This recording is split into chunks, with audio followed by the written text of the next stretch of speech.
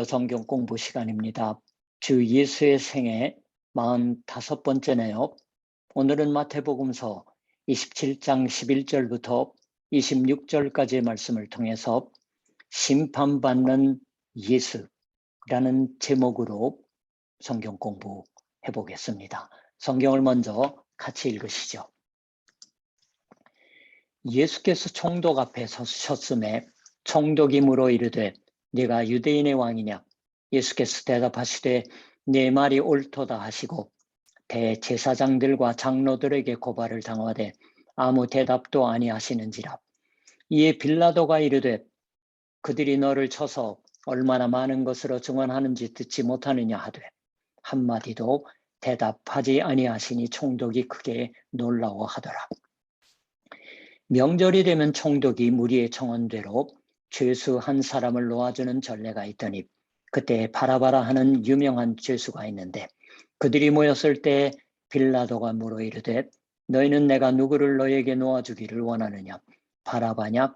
그리스도라 하는 예수냐 하니 이는 그가 그들의 시기로 예수를 넘겨준 줄 압니다라.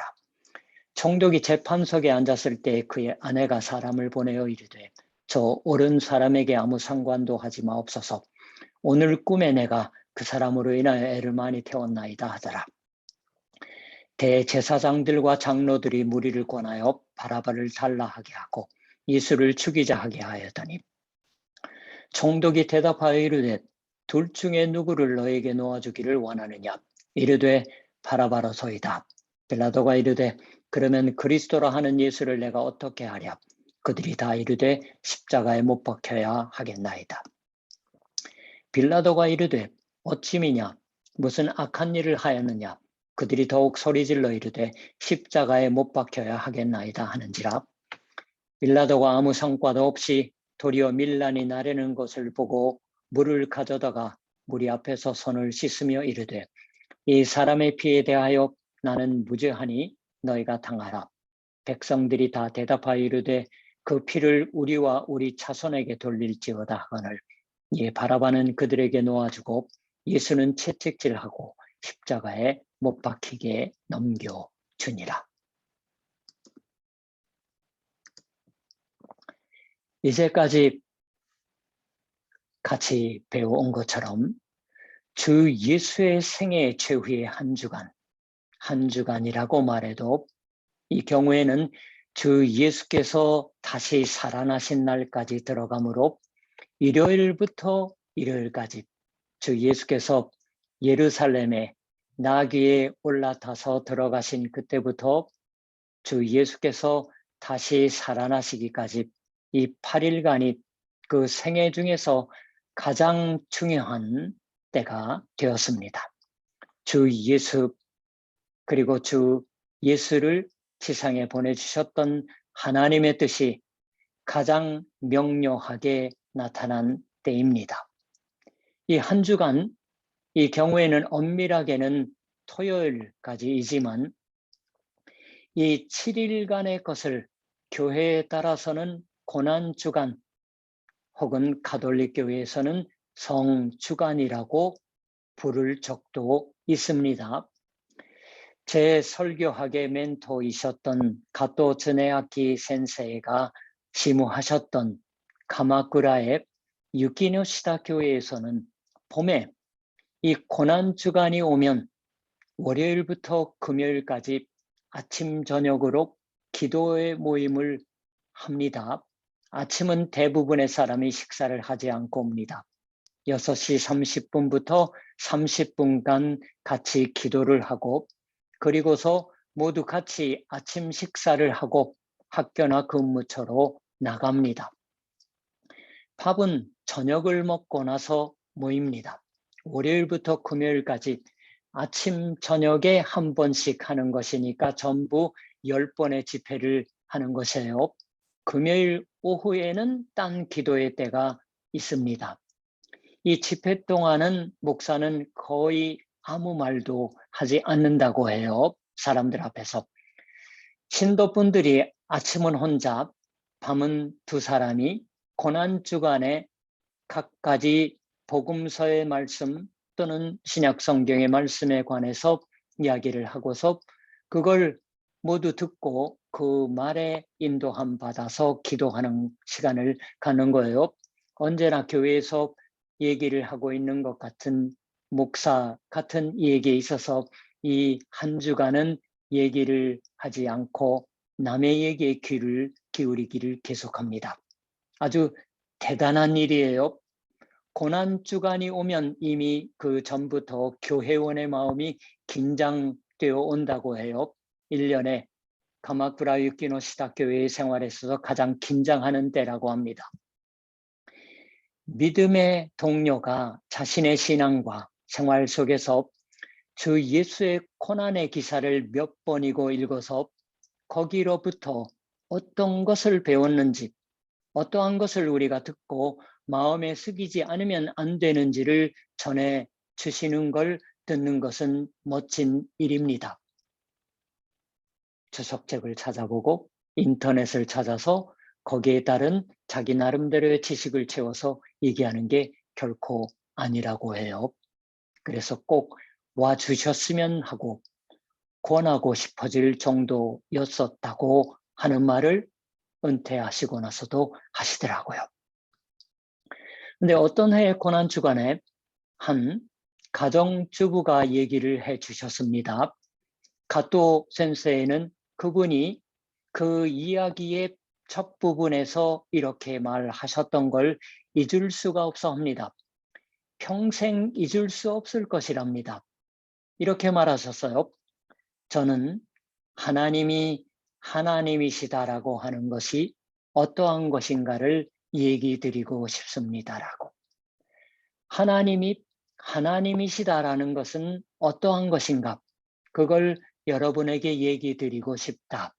그렇게 운을 떼고서 그대로 주 예수의 고난을 이야기하고 있는 성경 기사에 관하여 담담하게 이야기를 시작했다고 하는 거예요. 이 사람의 말, 특별히 신학을 공부하고 있는 사람이 아닙니다. 그렇게 말해서는 실례일지 모르지만 참으로 평범한 우리의 어디에나 볼 수 있을 듯한 주부가 이야기하신 말이 깊었다고 생각합니다. 열심히 믿음으로 성경을 읽었을 때 문득 이 말이 나왔던 거겠지 하고 생각하지만 놀라운 말입니다. 여러분도 잘 생각해 주셨으면 하는 그런 말인 겁니다. 하나님이 하나님이시는 것, 지난주일 예배 설교에서도 제가 드린 말씀, 하나님을 하나님이라 한다와 같은 의미이지만 그분이 자기에게 있어서 또는 우리에게 있어서 하나님이 하나님다웠게 거동해 주신다고 하는 것이 어떠한 것인가? 하나님이 정말로 하나님에게 가장 적합한 방식으로 우리를 위해서 어떤 것을 해 주셨는지 그걸 이야기하고 싶다고 하는 의미의 말이라고 저도 생각했습니다. 깊은 신뢰의 말입니다.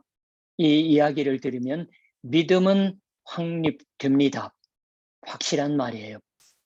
거기서 고난주간에 주 예수님의 모습을 이야기했다고 하는 거예요. 단순하게 주 예수의 이야기를 합니다. 잘 생각해 보아 주십시오.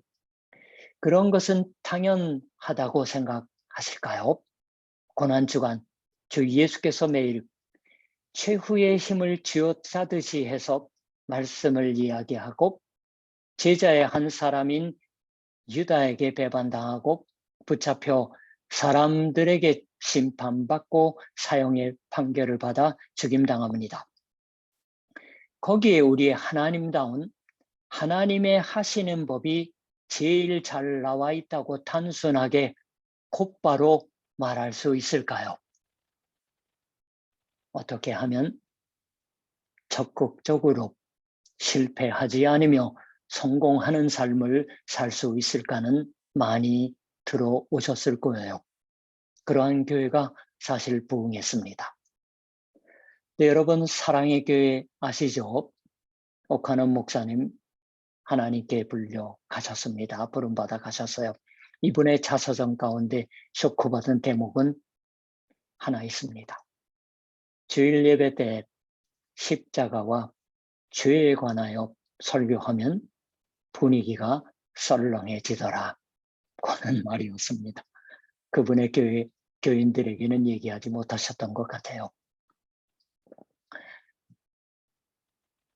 정말로 우리가 단순하게 그렇게 말해야 할 것입니다. 하나님의 하시는 법이 제일 잘 나와 있다고. 고난주간에 매일 있는 힘을 다 쥐어짜듯이 해서 말씀을 이야기하고 제자의 한 사람인 유다에게 배반당하고 붙잡혀 사람들에게 심판받아 사형의 판결을 받고 죽임당한다고. 그처럼 말할 수 있게 되는 것, 그처럼 순환의 이야기를 이야기할 수 있는 것이 믿음을 주어진다고 하는 것입니다. 믿음은 그것 이외에는 없다고 해도 좋을 정도예요. 그러니까 바꿔 말하면 이 마태복음서라면 21장부터 22장, 23장하고 여러분이 읽어 나아가서 여기에 정말로 하나님다운 하나님의 모습이 드러나 있다. 하나님의 아들다운 하나님의 아들의 모습이 나와 있다고 읽을 수가 있다면 이미 대단한 신앙인입니다. 잘 하나님의 하시고 있는 것을 알 수 있으셨는데다 그리스도께서 주신 복음이 대단하다고 하는 것을 이미 잘 이해하셨다고 말할 수 있습니다. 하나님이 하나님다웁게 거동하신다. 정말로 그럴까? 그렇게 생각하면서 오늘의 27장의 11절 이하를 우리가 배워가는 것입니다. 예수께서 심판받고 있으십니다. 재판받고 있으시는 것을 저는 굳이 심판받고 있으시다고 얘기하는 거예요. 예수의 재판은 지금 여기서 시작된 게 아닙니다. 26장의 기사에 있어서 이미 예수께서 유다를 선두로 한 사람들에 의해서 붙잡히고 먼저 유대의 신앙의 지도자이고 민중의 지도자였던 제사장들, 그 우두머리 격인 사람은 대제사장 가야바라는 이름의 사람이었지만 그 대제사장 가야바나 제사장들의 재판을 받으셨습니다. 그렇지만 당시의 유대인은 자기들의 나라를 자기들이 다스리고 있던 게 아니라 로마 황제의 지배하에 있었으니까 자기들이 멋대로 사형으로 할 수는 없습니다. 빌라도, 로마의 총독 빌라도에게 예수를 보내서 그리고 빌라도가 납득하지 않을 수 없는 것 같은 죄상을 주어 섬겨서 빌라도의 손으로 십자가형이라는 무서운 사형에 붙여버리려고 기획했다. 그 얘기가 여기 기록되어 있는 겁니다. 대제사장 가야반의 심판은 26장 57절부터 기록되어 있지만 거기를 읽어도 여기를 읽어도 알 수 있는 건 재판의 자리에서는 주께서는 침묵하실 적이 많았습니다. 특히 빌라도 앞에 있어서는 주 예수는 조금도 입을 열고 있으시지 않아요. 한마디도 대답하지 아니하시니 총독이 크게 놀라워하더라. 빌라도가 염려할 정도였어요. 왜 그럴까요? 그들이 너를 쳐서 얼마나 많은 것으로 증언하는지 듣지 못하느냐? 이대로라면 너는 죄인으로서 처벌된다. 달리 벗어날 길이 없지 않은가? 왜 변명하지 않는 건가? 왜 이유를 대지 않는 건가? 일반으로 심판받는 인간은 설령 고소당하고 있는 그대로의 죄를 범하고 있다고 해도 어떻게든 해서 발뺌하는 길을 찾는 법입니다. 변명하는 거예요.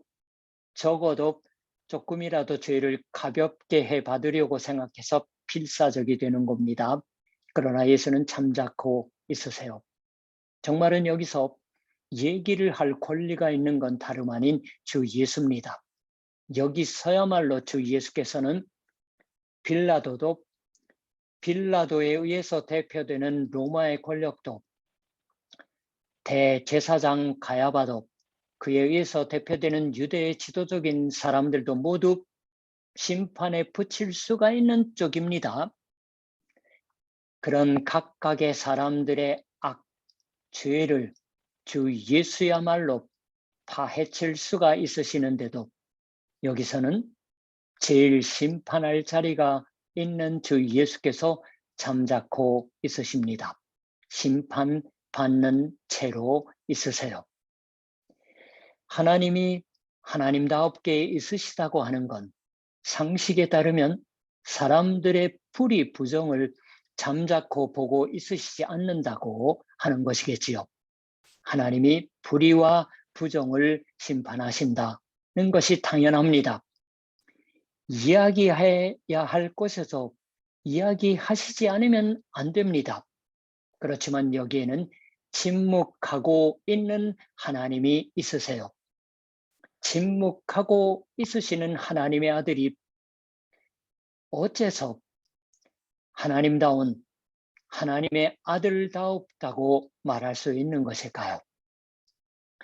여기서 심판하고 있는 건 제사장들이고 로마의 총독 빌라도다라고 말했지만 실은 그뿐만이 아닙니다. 대제사장들과 장로들이 무리를 권하여 바라바를 달라 하게 하고 예수를 죽이자 하게 하였더니 제사장이나 장로들이 사람들을 설득해서 그렇게 시켰던 걸 테지만 빌라도는 결국 군중에게 최후의 결단을 맡기고 있습니다. 빌라도는 예수를 심판할 용기가 없어서요. 이 사람에게는 죄가 없다고 말하고서 석방할 용기도 없었습니다. 그러나 분명히 빌라도의 판단으로도 심판받아야 할 죄가 없는 이 예수를 심판할 용기도 없었습니다. 그러한 때 특히 관료는 자신의 책임을 어떻게든 벗어나려고 하는 법일지도 모르겠어요. 정치인은 어떻게든 꾸려서 넣어서 재단하려고 하죠. 이러한 명절 때마다 경사스러운 일이 있으면 특별사면이라는 걸 합니다. 처벌받을 자를 용서해 줍니다. 오늘날도 합니다. 그러한 습관이 당시에도 있었던 걸 테지요.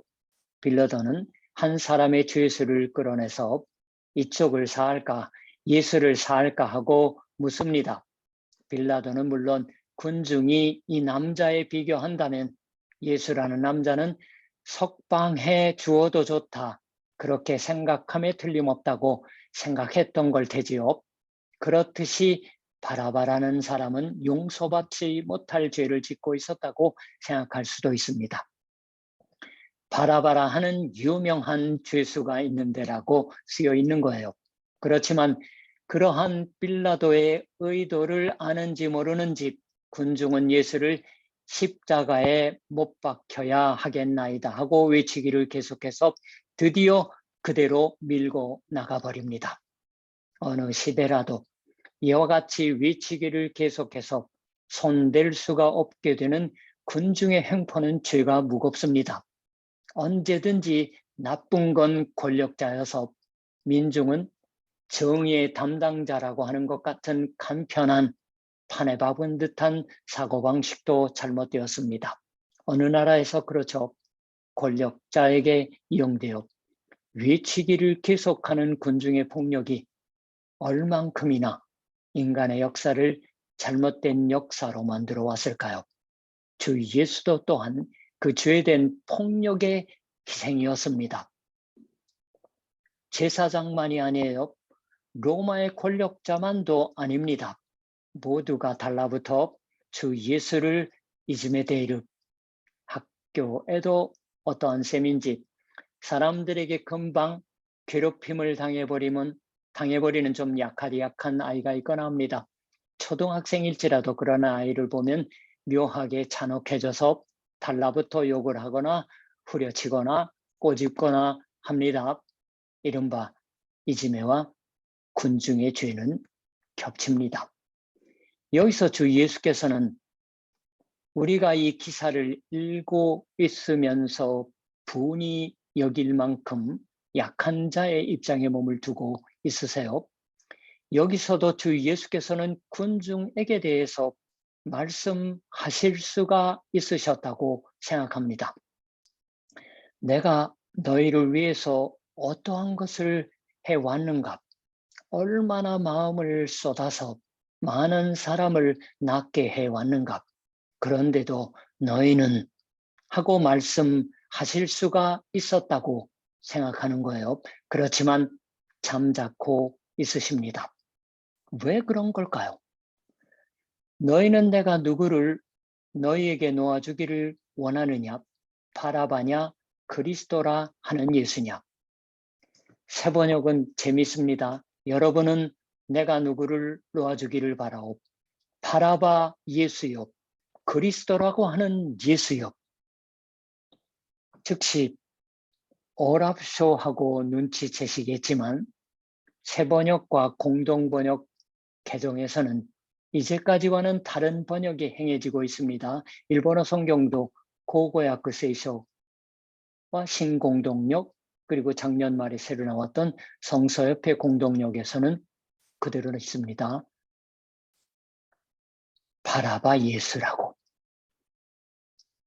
몇 가지 신뢰할 수 있는 성경 사본에 의하면 이 바라바도 또한 예수라는 이름이었습니다. 바라바면 말하자면 별명인 거예요. 거기서 바라바 예수라는 이름이 여기 나와 있습니다. 예수라는 이름은 일찍이 말씀드린 것처럼 당시의 유대인들에게는 극히 보통으로 있는 이름이었습니다.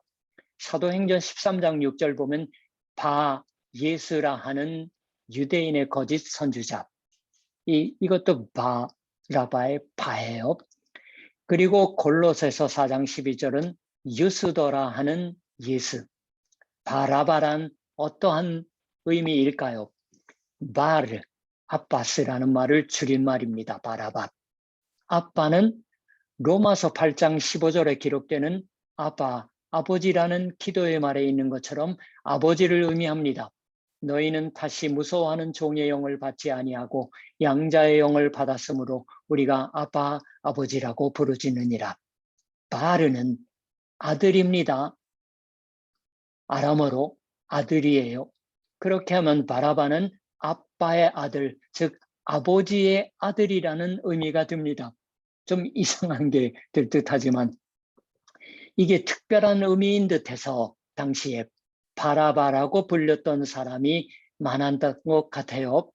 그것은 특히 율법학자의 아들을 말하는 것이었다고 합니다. 이름이 잘 알려져 있는 유명한 율법학자, 그러한 학자를 아빠라고 불렀던 것이에요. 신뢰해서 우리 아버지 같은 사람이다라고. 그 아버지의 자녀, 즉 우리의 동료들로 신앙의 동료들 속에서 말하면은 목사의 자녀라 하는 정도의 의미일 거예요. 그런데 그 바라바가 하나님의 규례를 가르치는 아버지의 아들이었음에도 불구하고 혹은 어쩌면 그러기에 더욱이라고 해도 좋을 걸지도 모릅니다. 세상에 반역을 해서 그리고 붙잡혔어요. 혁명가의 한 사람이었다고도 말해지고 있습니다. 로마에 대한 반역이죠. 세상에 맞섰던 사람입니다. 그런 의미에서 아마 사람도 죽이고 있었으리라. 유명한 사람입니다. 그대로라면 사형당하는 것도 당연한 듯한 사람이었어요. 한편은 그리스도라고 하는 예수. 이 예수라는 분도 하나님의 가르침을 폈습니다. 아니 사람들로부터 이 사람이야말로 아니 이분이야말로 구세주라고 말 들었던 분입니다. 바라바 목사의 아들 율법학자의 아들이면서 세상에 반역하게 되었던 미움의 아들이라고 해야 할 이 바라바 예수를 사할 것인가? 아니면 너희를 사랑하고 너희에 의해서 구세주다라고 말들은 예수를 사할 것인가? 하고 빌라도가 물었을 때에 사람들은 바라바로소이다라고 외쳤다고 합니다. 상식으로 보면 어처구니 없는 일이죠. 그 무서운 짓을 하나님이 여기서는 용서하고 있으셔요. 용서하셨기 때문에 이런 일이 일어나고 있습니다. 물론 진정한 심판은 하나님이 하셔야 합니다. 아니 실은 여기서 많은 사람들이 이미 심판받고 있는 거예요. 그리스도를 십자가에 달라고 그렇게 심판하는 것으로 자신들이 얼마나 무서운 인간이냐 하는 것을 모두 분명히 하고 있는 그 심판을 판단을 받고 있는 사람들을 그러나 주 예수께서는 몸소 하나님의 그 심판으로부터 감싸고 끝까지 지키기 위해서 자신이 잠자코 심판받고 있으십니다. 무엇 때문입니까? 예수께서는 사랑하고 있으셨기 때문입니다. 예수 자신을 죽인 사람들을 사랑하고 있으셨어요. 빌라도도 대제사장 가야바도 모두 미운 놈이다 하는 게 아닙니다. 군중도 바보 같은 놈이라고 깔보아서 그걸로 끝내는 게 아닙니다.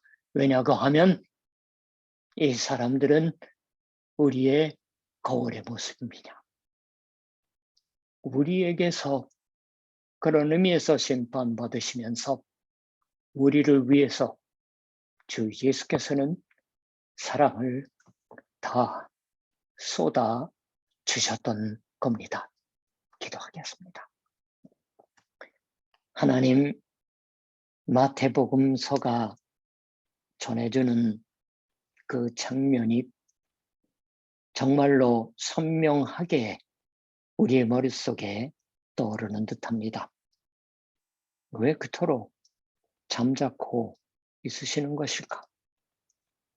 하나님, 오늘 우리가 배운 것처럼 정말로 대제사장과 제사장들과 그리고 총독 군중들의 외침을 하나님의 아들, 아니 하나님 본인 자신이 잠자코 있으시면서 예수 그리스도께서 아버지 하나님의 무서운 심판을 막기라도 하시는 듯하면서 잠자코 있으시는 모습을 오늘 보고 있습니다. 그들의 모습은 우리의 모습이기도 합니다. 우리 나름대로 예수를 재단하고 판단하면서 하나님, 참으로 하나님의 아들이 가장 하나님의 아들다웁게 있으시는 것이 어떠한 것이냐고 하는 것을 고난 주간에 예수님의 모습을 되새기면서 우리가 새삼 마음에 새길 줄 아는 이 대강절의 기간이게 하여 주시옵소서. 예수님의 이름으로 기도드립니다. 아멘. 자, 그러면 다음번 성경 공부 때에 다시 만나지요.